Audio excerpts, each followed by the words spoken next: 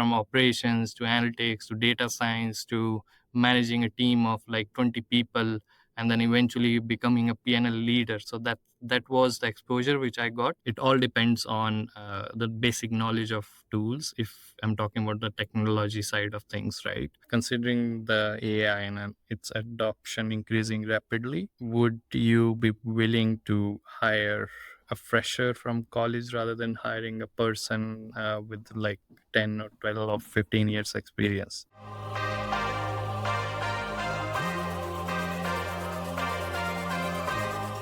We are live on the Objective Hiring Show with Aman.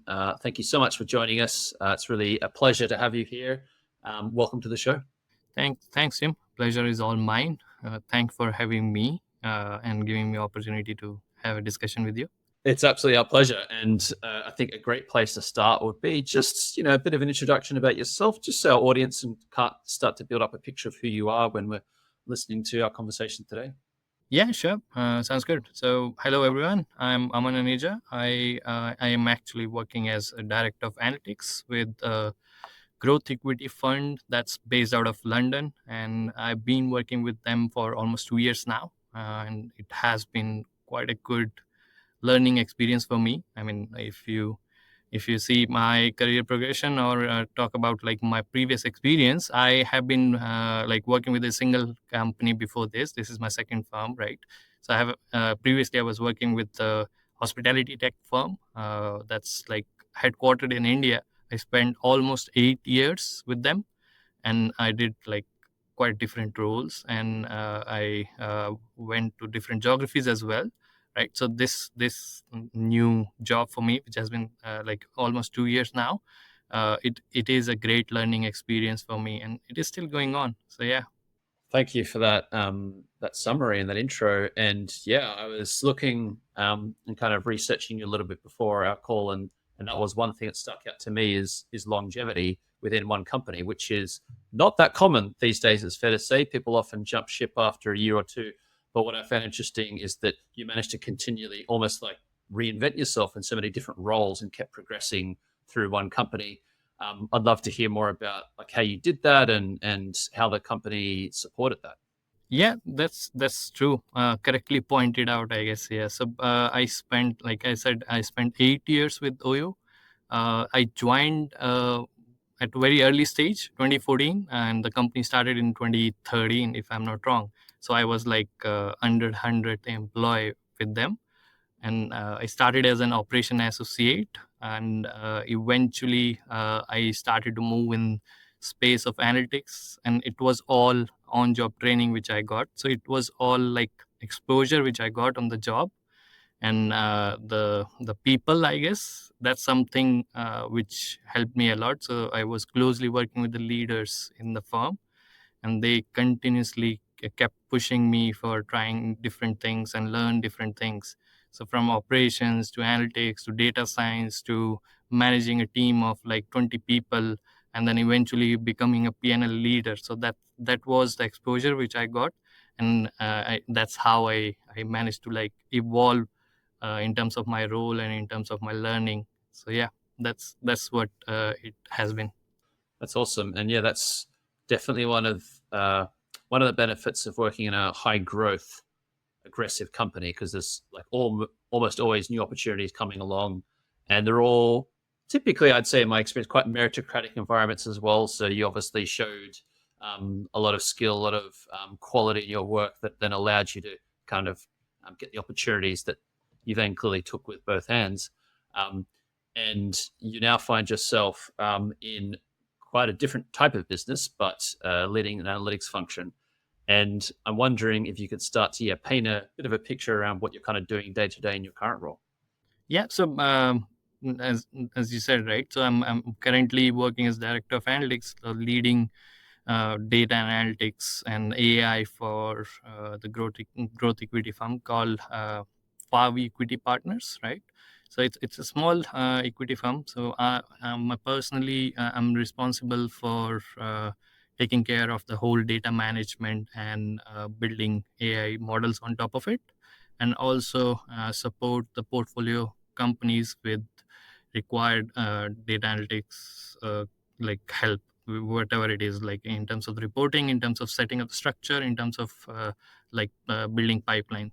So from like when I joined Fav Equity, it was mainly like they were without a backbone of data analytics, right? So everything was sitting out of like laptops and drives on SharePoint, right? So I migrated everything to cloud, and it's completely a cloud-based structure right now. So we have our own cloud pipeline, which is there in the Azure, and that's what I've been doing till now. And yeah, so this is how it has progressed till now. Nice. And you mentioned also working with some of the portfolio businesses as well. Um, do you ever help them with hiring? Do you ever help them figure out who they should hire or how they should hire into their data and analytics functions? See, we mainly invest in the uh, growth stage startups, right? Growth stage companies. So usually those companies do not have data analytics function, right? At that stage, we're talking about like a company which is in a stage of like becoming, let's say, 20 or 30 million firm in terms of the ARR, right? So at that time, they are not actually focusing on people or hiring of data analytics resources, right? So we support them with the different kind of needs in the terms of like setting structure for them, in terms of like standardizing the segmentation of customer or any other reporting. But as of now, the hiring support for them is nothing not there for from my side at least. I wonder if that investment might start to get a bit sooner, like in the stage of development of a company where they might start to be putting in data, especially for companies where it's going to be like a strategic value asset thing. Maybe that might be one of the first 5 or 10 people in a company soon. Who knows? What do you reckon? Yeah, it varies. It depends on maybe the type of the business we're talking about, right? So if it is a like software product based like business, right? So they will definitely eager to like hire more data analytics resource sooner.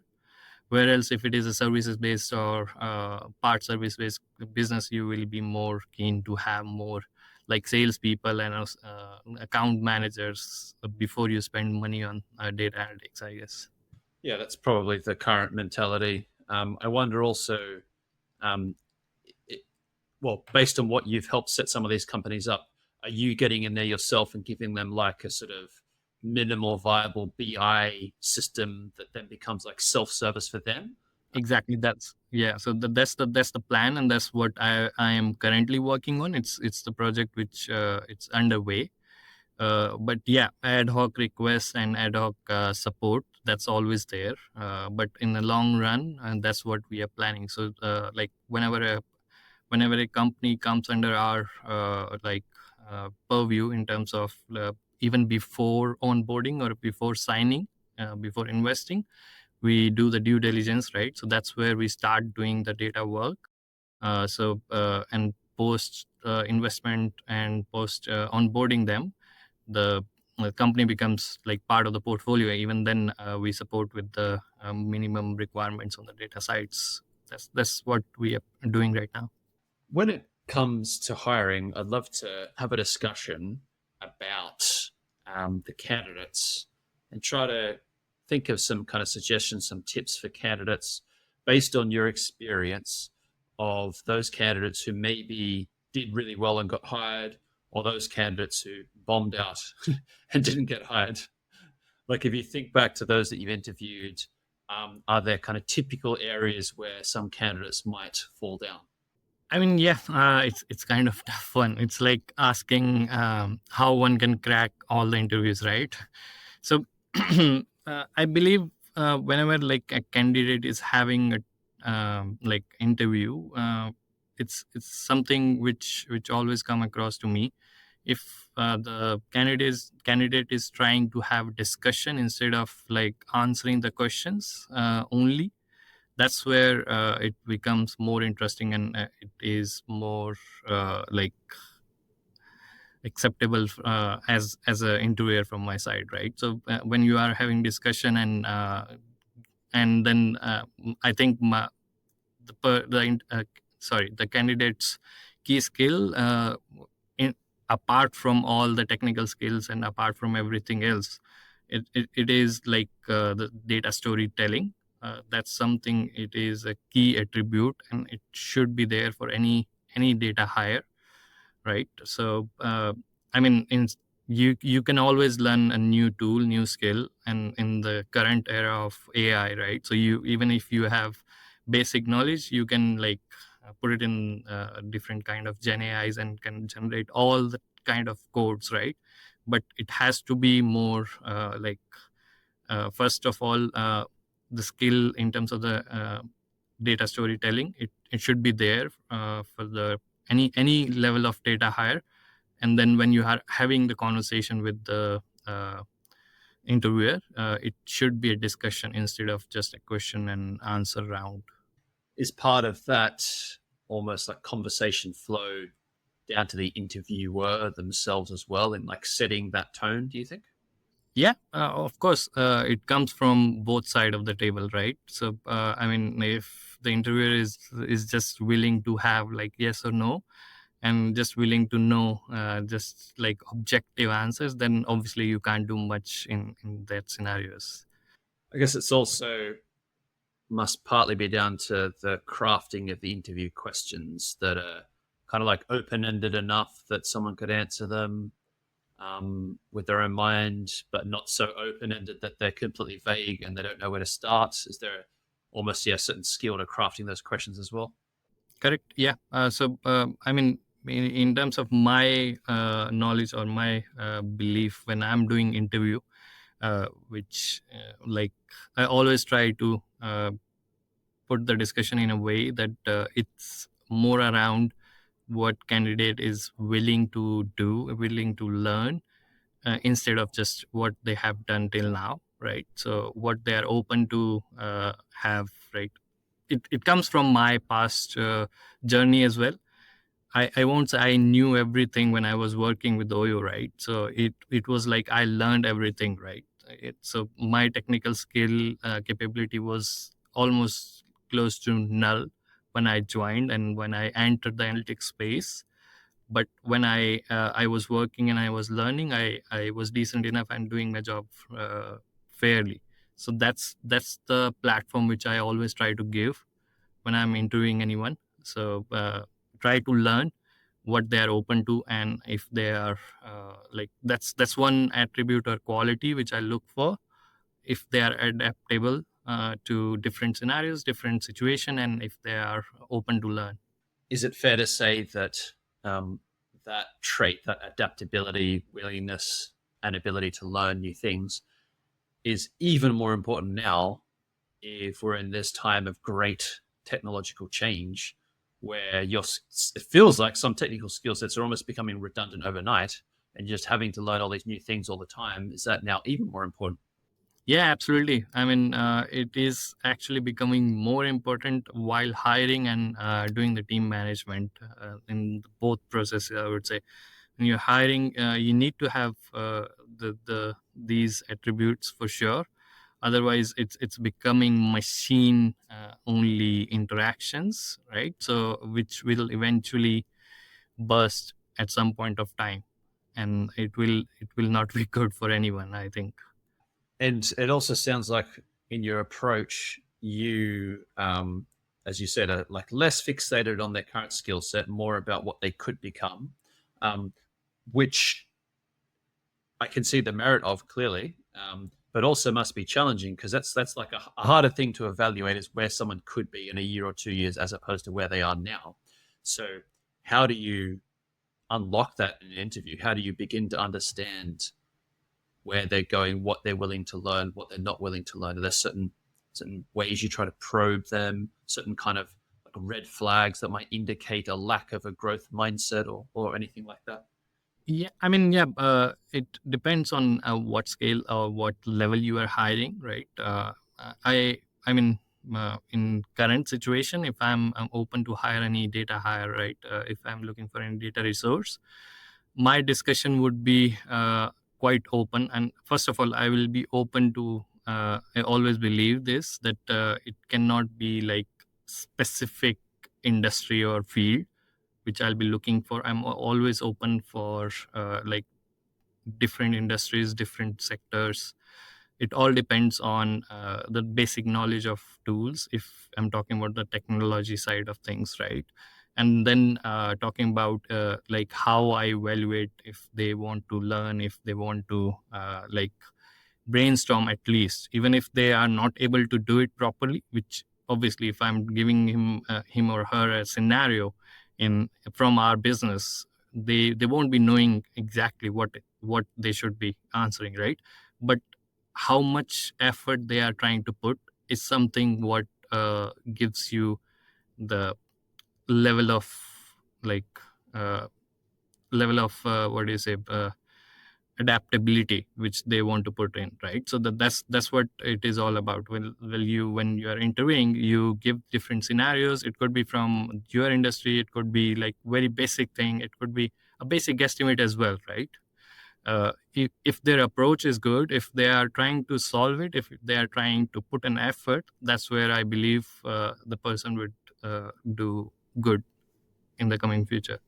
And so a good effort for you in the interview would be like they're thinking about it closely, they're kind of asking follow-up questions, they're engaged, they're not just giving you like the first thing off the top of their head. Is that part of where they would kind of demonstrate that interest? Exactly. So obviously it all starts when like you take your time to think through, and then you structure it in a way that like you put it like what was the objective and how did you come through to the process of solving this, and that the structure of whole like discussion is what it gives you a confidence, right? That the person is actually understanding and trying to actually get through the solution. So the whole structure, like what is objective, what are different things which can impact that particular problem statement, what is the hypothesis, and like the whole structure, if that is there, then I believe even if the answer is not correct, the approach is correct. So that should do.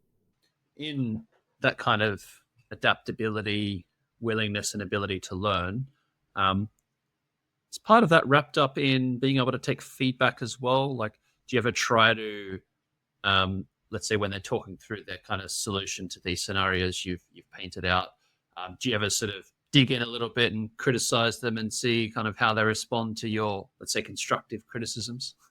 Not exactly criticizing them, but yeah, obviously I try to like divert a bit in terms of giving some additional like for example, I'm giving a rough like very basic estimate of how many people like traveling through, let's say, London underground train in a particular day. It's very basic, right? So let them think through, let them structure it, and then I always say take your time and then structure it and then come back with the answer. Take your 5 minutes, right?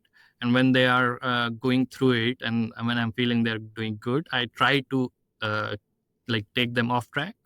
What if there is a signal failure? What if there is a alternate option available which is cheaper, and all this, just to understand when anyone is working, like it helps you understand, like in long run, when the person will be working on any project, and when management says our objective has changed, we are no longer focusing on this thing, we have to focus on this. So how adaptable are they for the different situation in different scenarios, right? So that's what I try to understand by taking them off track slightly.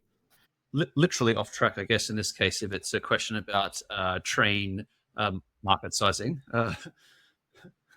Are there any, like, if you think back to the different candidates who've failed, either at the interview stage or beforehand or another stage, like, are there really recurring common problems um, that would lead to these candidates failing?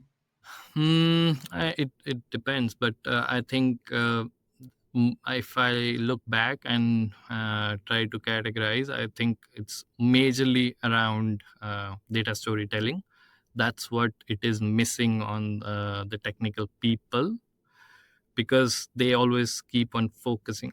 I'm not talking about the current scenario. It might change because everyone's focus will actually change now, because the coding is no longer a big task or a big skill, right? So, but it used to be only focus for technical people. I'm talking about, let's say, hire of data scientist or data engineer, right? So they always miss on this skill, which eventually leads to like stagnant of their position, right? The next stage, I do not feel like they will be able to excel that much if they don't have the skill. And that's where I always like that's one key thing which I have noticed in many candidates, and resulted in, let's say, maybe not taking them as a hire. I wonder what you think about this. As you mentioned, with LLMs getting to a point where maybe they could do all of the coding for us in a year, it might be a ludicrous idea to try to manually program. It's just going to be a given that you're going to prompt an LLM, it's going to do it for you. Um, is there something to then be said for the kind of mix of skills that a data person needs to have is becoming less technical, arguably? The data storytelling might be even more relatively important than it has been. What do you think about how that blend of skills is going to change? Yep. So I think, I mean, yeah, it does become, it is changing rapidly. It's quite good to like adapt to the technology and the new technology, which is LLM, and it is always good to like hire maybe a fresher out of the college or with the less experience, which will eventually cost lower to you, right? They don't need to be trained in terms of the coding. Don't need to understand like end to end, maybe any language, Python or anything, right? If they know the basic, they can code everything. So yes, the focus actually changes on the level of hire which you are doing, and then I think, yeah, it is actually changing even in the current scenario I'm looking in the market. And is it a case then that I guess some people might have to have a bit of a rethink of their profile and almost like their self? Because I don't know about you, but I feel like for some roles, particularly let's just say coding, um, some software engineers would describe themselves as a coder. Like it's almost tied up in their own identity of who they are, is the fact that they are coding and programming. Um, but if that is going to be like disappeared in the next year underneath our feet, will people in these roles have to just rethink who they fundamentally are? Like what do they do? Because it's not going to be the thing they've been doing for maybe 10 or 20 years. I i don't think so. It will uh, go away completely, but yeah, the level of skill set, you won't be needing like high experienced people. Even if, and like I said, even if you have the basic experience, that will also do. You don't need to hire let's say 20 years experience person for doing coding, because he or she has done this so many times. Even if you have done 2 3 years, you know the basics, you have the knowledge of how to code. It could be software engineering, it could be data scientist, it could be any other field where you have to like code. I think it will eventually become a change in the world, that you will look out for a person with lesser experience, which will actually cost you low. Um, One thing we're hearing a lot of, particularly in the US and European markets, is companies that are getting inundated with many applications through LinkedIn and through other job portals, especially for technical roles like data scientists. And part of the feedback I'm getting, which is a bit anecdotal, but still, is that they're getting a lot of applications that are starting to look a lot like each other and sound like each other and that look kind of amazing, as in they look like a very good match for the job. what I assume is happening is people are using ChatGPT or Claude or what have you to optimize their CV for the job ad, um, which then makes me think this is going to be tricky. Like, um, do we need something other than a CV to screen on? Like, is this almost some new data set we need? Because if we're getting 1,000 applications and 500 of them look amazing, how are we going to choose among the 500? I mean, yeah, this is a problem statement which should be there for many recruiters right now. People using OpenAI or any other LLM as like it's a free service, right? So everyone uses it for generating the CV or the cover letters, right? So I believe like using AI for different other processes can help us in like identifying these candidates, or at least having a preliminary assessment, something what I guess Alooba also does, right? So that's something can help you actually in identifying the correct set of people. It could be a simple quiz, or it could be a simple coding test, which cannot be done by AI. You have all the tests and checks and balances can be done on the test, right? So if you are on the screen, you can switch the screen, you can't use any other, you have to be looking on the screen. So all these things can be done and AI can monitor it. So I think this can help in actually filtering out that kind of like lengthy, you can say, many candidates which are just copy pasting the whole content and just applying, right? So it will be kind of useful if AI is used end to end rather than doing only on like a particular set of process. Yeah, I feel like it's going to have to be something like that, like a skills based screening approach, because um, at the moment, I think part of the challenge with screening is we just don't have a good data set to decide whether or not to bring the candidate forward. Because it's even before AI. Ultimately, it's a document written by someone about themselves. Like it could not be more biased.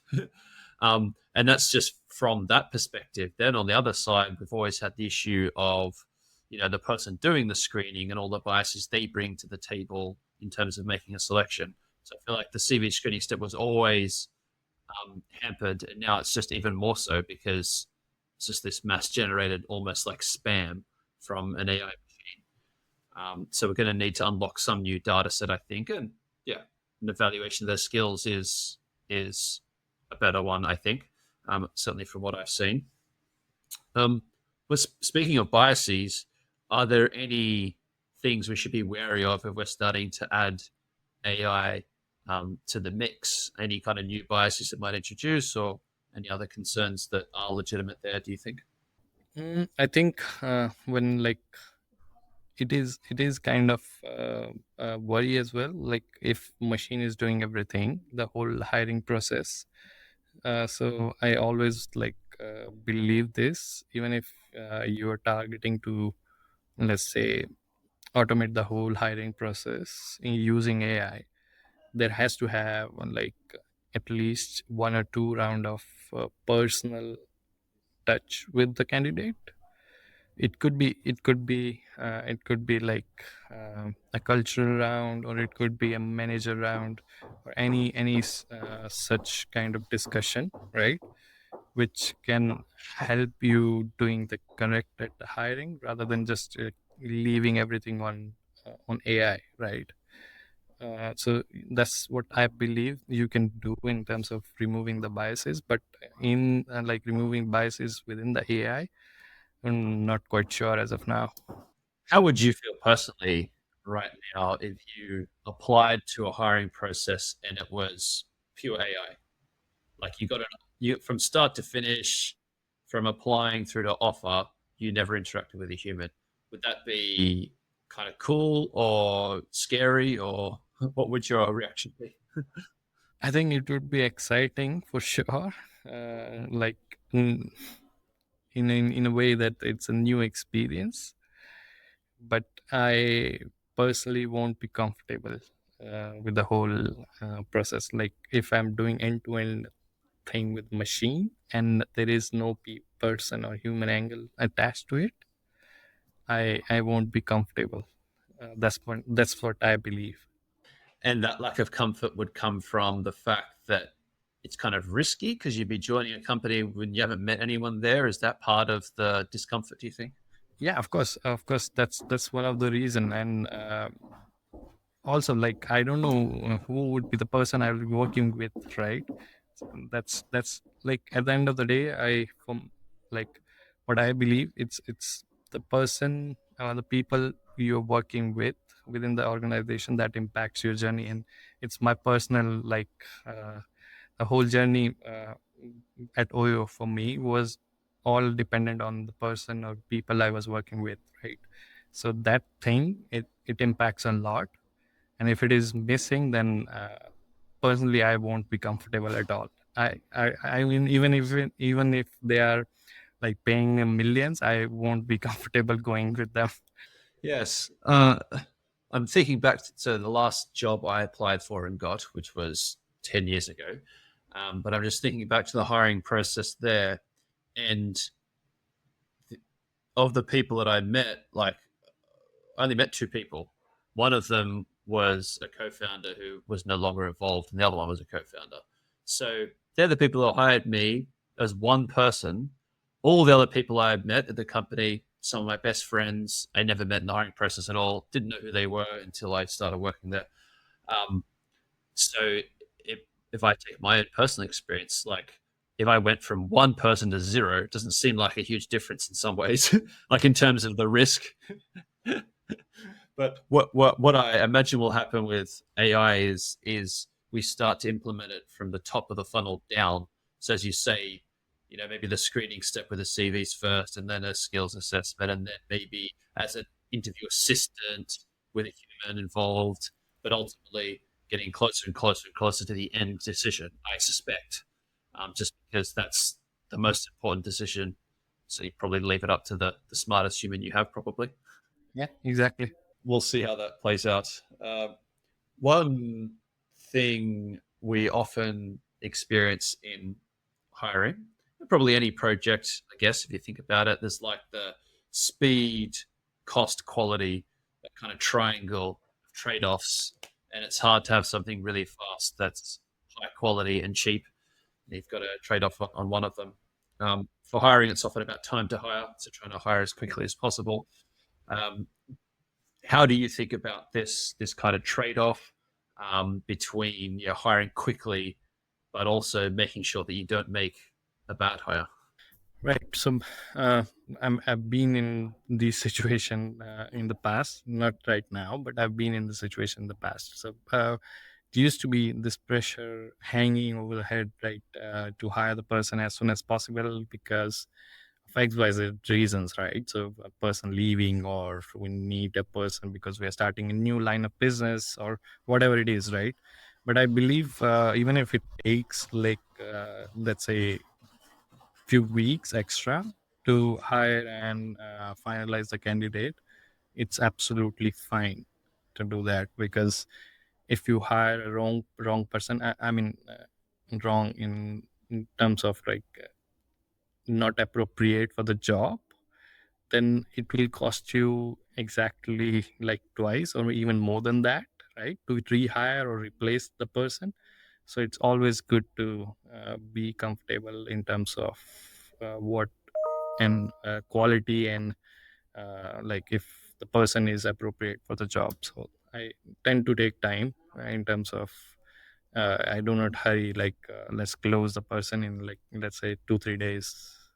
Yeah, I think that's the right trade off to make because, as you say, the cost of the well, what's sometimes called bad hire, as you rightly point out, it's not the bad person, it's just the wrong hire, regretted hire, sometimes you call it, is just catastrophic. It's because it's not just the cost of the rehire and re-going through the process and what have you. It's also just like the mental strain of everyone involved. Like someone's losing their job, you have to performance manage someone. Oh my god, it's just awful. I don't know how you quantify that, but it's nobody wants to go through that. I mean, yeah, it impacts a lot. Like the whole team's motivation also goes down. And so, yeah, try to keep it relaxed rather than like time based. One thing I'm always struck by is, no matter how objective and data driven we make the process, no matter how much we collect, our hiring accuracy is going to be probably no better than 70 or 80% anyway, even with the best information. Like I always love hearing stories from football clubs and sports where they've just spent like £100 million on a player. It's like the cost of an entire business's salaries for several years. They've just spent that on one player, and the player gets into like the first training session, and his teammates are like, "This guy is crap. We've just wasted £100 million." So if a football club can waste that with all the data in the world, then like of course not every hiring decision on a data analyst is going to be that perfectly accurate either. So it's always good to bring it back to that kind of level of humility and expectation to not overthink how good we can be at hiring. Yeah, that's right. Uh, what about uh, bigger picture? So I sometimes think of AI as approaching magic at the moment, but if you had a magic wand, be it AI or otherwise, how would you be fixing the hiring process? How would you change it?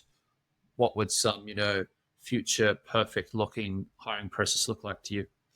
I mean, yeah, we talked about this in bits and pieces in our discussion, but I believe it's like it's good to adopt the technology as much as you can while doing your work. But I believe like there has to have the human angle, which will never be able to like replaced by AI. So I say ETC, which is like emotions, trust, and confidence. These three things. I don't think so. AI will be able to like understand about any candidate or the interviewer, right? So this like these three things needs to be done by a person, right? So as much as automation you want to do, but you need to keep human angle in the hiring process. And as far as I know, no AI tool can actually tell you all these three things as of now, right? So yeah, you can go for the whole process automation, but you still need to have like a couple of discussion with the candidate in person or telephonic or whatever it is. Is or would part of the challenge in even contemplating automating those three things be that they're quite subjective and that even, you know, you could have three different interviewers and they might evaluate a candidate along three different ways according to their communication, their trust, and their uh, emotion. Um, and so is that, yes, that subjectivity, maybe is that subjectivity part of the challenge, that we're evaluating people along lines that even we can't put our finger on perfectly how to measure them. Correct. That's the point. And how do we resolve that? Is that just that is what it is? That is what it is to be human, and that's a principle, and it's never going to change. And that's Yeah, that's what I'm trying to say. It needs to be the same way. These things should not be replaced by the machine. Otherwise, it will be like we don't know. We don't need people anymore. yeah. Well, and that's one interesting thought experiment as well, isn't it? Like before we were talking about the kind of mix of skills, maybe getting a bit more relatively softer in a data candidate. The only other thought I've had is maybe it's the exact opposite, which is now if your average colleague in a couple of years is going to be an AI, not a human, maybe you really like AI communication skills. That's the most important thing as opposed to human communication skills. Maybe that's the route we're going to go down. Yeah, that might be a key requirement of a role. That could be the case. Aman, if you could ask our next guest one question about hiring, what would that question be? I think I would like to understand the same thing which I've already mentioned. Considering the AI and its adoption increasing rapidly, like, would you be willing to hire a fresher from college rather than hiring a person with 10 or 12 or 15 years experience? Would you gun for maybe fresher or junior resources more than spending fortune on senior roles, right? So that's something I would really like to understand. Yes, we will level that at one of our guests in the next week or so and see what they say. I'm interested to hear their thoughts as well.